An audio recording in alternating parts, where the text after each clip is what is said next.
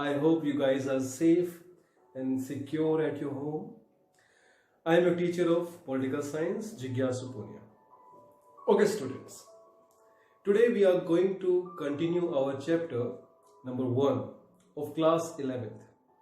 And the name of the chapter is Constitution, Why and How. Students, last class was good, but this class would be much better than previous one. In this class, we will continue with the many new notions and important examples given in the book. तो सारी बातों को detail में समझेंगे. I hope आपको मेरे videos अच्छे लग रहे हैं. And if you like my videos, please do like, comment and share. Let's start today's class, everybody. So before we start today's class, let's have today's topic. बच्चों, आज का टॉपिक है Limitations on the power of government.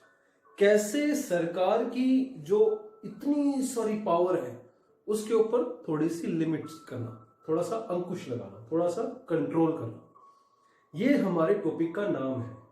बच्चों, ये topic जो है शुरू हो रहा है पेज नंबर 5 से.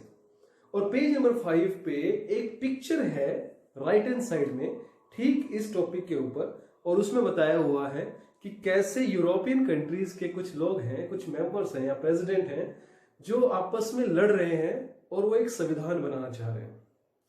एक बात तो साबित होती है बच्चों, एक अच्छा संविधान बनाना कोई आसान बात नहीं है. और वैसे ही जैसे हमारे देश में हमने अपना संविधान बनाया, it was a great achievement. ये सबसे बड़ा एग्जाम्पल है इस पिक्चर के अंदर, जहां हम देख रहे हैं किसी की शर्ट फटी हुई है, किसी की जैकेट फटी हुई है, कहीं टाई कटी हुई है, चेहरा बदला हुआ है, किसी ने मारा हो. तो इसका मतलब यह है संविधान बनाते समय बहुत सारी मिसअंडरस्टैंडिंग रही होंगी जिसकी वजह से एक क्वेरल हुआ. So let's continue today's chapter everybody. Okay बच्चों, आज के टॉपिक में हम लोग एक बात समझना चाहेंगे कि कैसे जो ये लिमिटेशन थी गवर्नमेंट के अंदर वो क्लियरली चीजों को डिफाइन करती है. क्लियरली एक बात साबित होती है कि suppose you decide who will have the power and when they will make laws you don't like.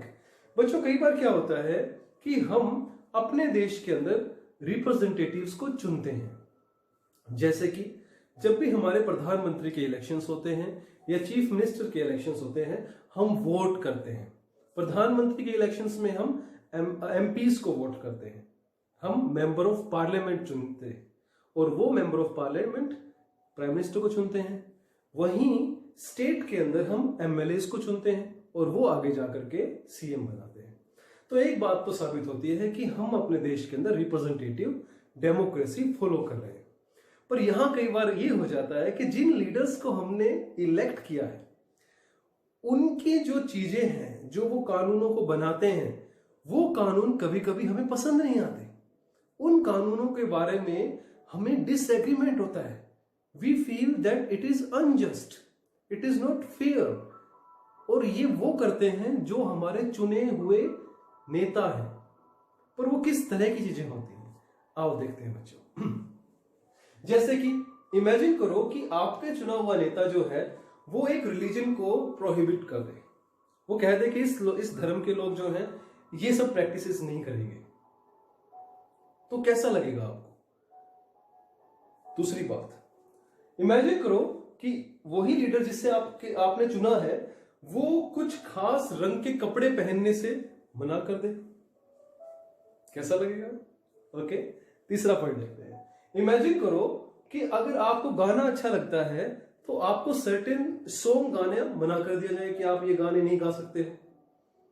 या फिर आप किसी एक ऐसे ग्रुप या रिलीजन से बिलोंग करते हैं जिनको बस दूसरों की सेवा करने के लिए अपॉइंट किया जाता हो, मतलब तुम्हें सिर्फ सर्व करना है, you can not get benefit out of it. या फिर आपको कभी प्रॉपर्टी रखने का अधिकार ना हो, या फिर कभी कभी गवर्नमेंट अपनी जबरदस्ती आपको अरेस्ट कर ले, आपने कुछ क्राइम भी ना किया हो फिर भी अरेस्ट कर ले. या फिर कोई खास रंग के जो लोग होते हैं वो ही कुएं से पानी पी सकते हैं, और जिनका रंग कुछ अलग रंग का है वो किसी दूसरे कुएं से पानी पिएंगे. ये सारी बातें जो है बच्चों, सुनने में क्या लगता है, क्या बकवास हो रही है, ऐसा कहीं होता है क्या? बट बच्चों, ऐसा हुआ. ये सारी बातें एक ऐसे समय में हिंदुस्तान में होती थी जब कोई संविधान नहीं होता था. Let's call few example. शूद्र, हमारे देश में जो शूद्र हुए हैं उनके साथ ठीक यही सब कुछ होता था। शूद्रों को गांव के अंदर आने से मना होता था। शूद्रों को एक कुएं से पानी पीना अलाउड नहीं होता था। उन्हें पैसा जोड़ने का अधिकार नहीं होता था। उन्हें शिक्षा का अधिकार नहीं होता था। ये सारी चीजें साबित करती हैं कि उस समय उनके पास संविधान नहीं था या अधिकार नहीं थे। पर बच्चों, आप बहुत लकी हो जो आप इंडिया के अंदर पैदा हुए हो, because we have the largest and greatest constitution of all the countries. आओ बच्चों, आगे बढ़ते हैं और समझते हैं क्या बता रहे हैं। बच्चों, तो हमारी गवर्नमेंट ने क्या किया? थर्ड फंक्शन की हम बात कर रहे हैं। थर्ड फंक्शन में हमने देखा कि गवर्नमेंट ने एक लिमिट सेट कर दी। गवर्नमेंट ने बोला कि ये सारी चीजें हैं जो एक सरकार को करनी है और नहीं करनी है। अब वो देखते हैं कैसे। किसी भी हालात में सरकार को फंडामेंटल जो चीजें हमें मिली हैं या फंडामेंटल क्वालिटी जो हमारे संविधान की है उसकी लिमिट को पास नहीं करना, उसे ट्रेस पास नहीं करना। आगे देखते हैं। वहीं संविधान ने क्या किया? गवर्नमेंट के ऊपर कुछ कंडीशंस को पुट किया, कुछ लिमिटेशंस को पुट किया। किसी भी हाल में फंडामेंटल राइट्स को नहीं छेड़ना, किसी भी हाल में फंडामेंटल राइट का वॉयलेशन नहीं करना। ये किसने बोला बच्चों? कॉन्स्टिट्यूशन ने बोला। और ये क्यों बोला? ताकि आर्बिट्रेरीनेस ना हो सके, ताकि जो नेता हम चुनते हैं वो हम पे ही अपनी ताकत का गलत इस्तेमाल ना करें। आगे देखते हैं बच्चों। कई बार क्या होता है कि जो राइट्स हैं ये अलग अलग कॉन्स्टिट्यूशन में अलग अलग तरीके से दिखाए जाते हैं, पर मेजॉरिटी के तौर पे हर संविधान अपने अधिकारों की रक्षा करते हैं और अपने सिटीजन्स को उन अधिकारों की वैल्यू देते हैं।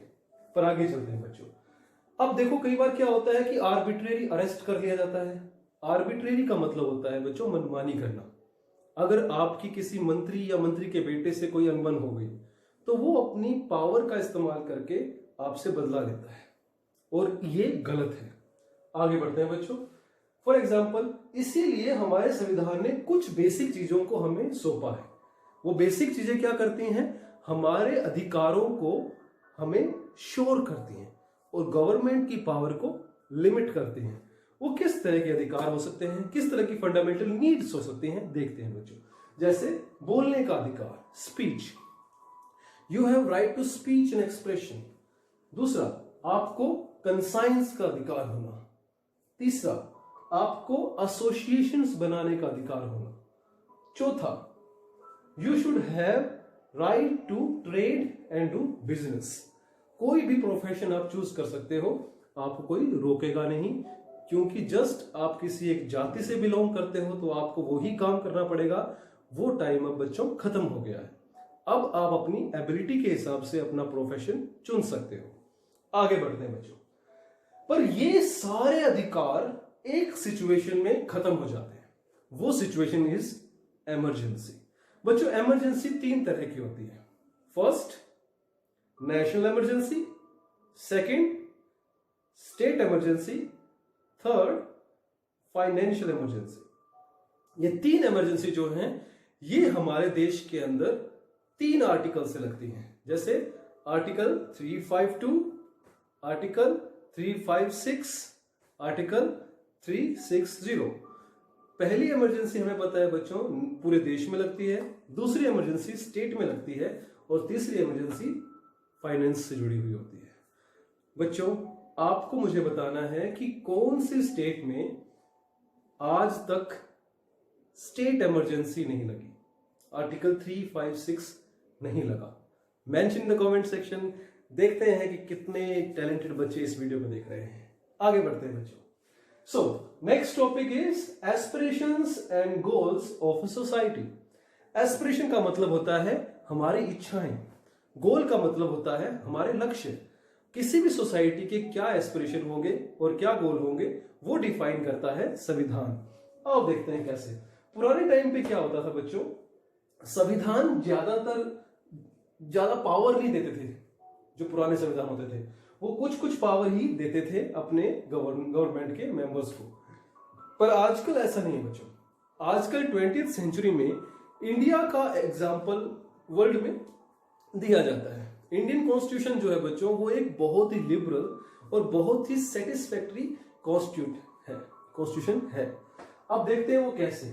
हमारा जो संविधान है वो अपनी प्रॉब्लम्स को सॉल्व ही नहीं करता, बल्कि अपने गवर्नमेंट के मेंबर्स को पावर देता है कि वो उन प्रॉब्लम्स को सॉल्व करने के लिए कुछ कदम उठाए। एग्जाम्पल देखते हैं। पहला, हमारी जो गवर्नमेंट है उनको अपनी बातों को एक्सप्रेस करने का मौका मिलता है। किस वे में? कि उनके लोगों के साथ कुछ अच्छा या बुरा नहीं हो रहा होता।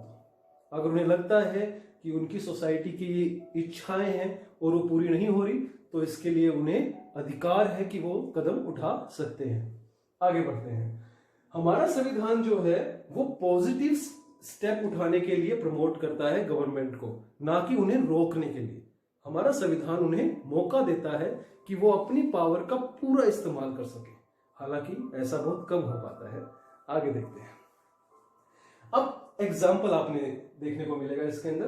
बच्चों, कई बार क्या होता है कि ये जो इनइक्वालिटी हमारे समाज में है, इन इनइक्वालिटीज और डेप्रिवेशन को खत्म करने की जिम्मेदारी भी हमारे गवर्नमेंट की होती है। एक एग्जाम्पल से हम इस बात को समझेंगे। इंडिया जो है बच्चों, इसने अपने सामने एक प्लेज किया। वो प्लेज था कि इस देश को कास्ट से मुक्त करना है, मतलब कास्ट डिस्क्रिमिनेशन से मुक्त कर देना है। क्योंकि हमारे देश के अंदर बच्चों जाति से जुड़े हुए डिस्क्रिमिनेशन जो है वो बहुत समय से होते आ रहे हैं, और ये डिस्क्रिमिनेशन समाज को पैरालाइज कर देते हैं, और इन्हें खत्म करना, इरेडिकेट करना और फिनिश करने की जिम्मेदारी जो है वो संविधान ने उठाई। आर्टिकल 17 SC/ST एट्रोसिटी एक्ट 1989 और सिविल एट्रोसिटी एक्ट 1955। इसके अलावा भी बहुत सारे हैं जो कि हम अलग अलग वे में सीखते हैं बच्चों। आगे देखते हैं। जैसे साउथ अफ्रीका की हम बात करें, साउथ अफ्रीका में सबसे बड़ी प्रॉब्लम थी कि वहां पे अपार्थाइड की प्रॉब्लम थी। काले लोगों को इक्वल नहीं माना जाता था व्हाइट लोगों के। आपको याद होगा शायद, मैं क्विकली आपको रिवाइज कराता हूँ। साउथ अफ्रीका, उसके अंदर 70% पॉपुलेशन ब्लैक थी, 30% पॉपुलेशन व्हाइट थी, पर 70% एरिया के अंदर कौन रहते थे? व्हाइट पीपल, और 30% एरिया के अंदर कौन रहते थे?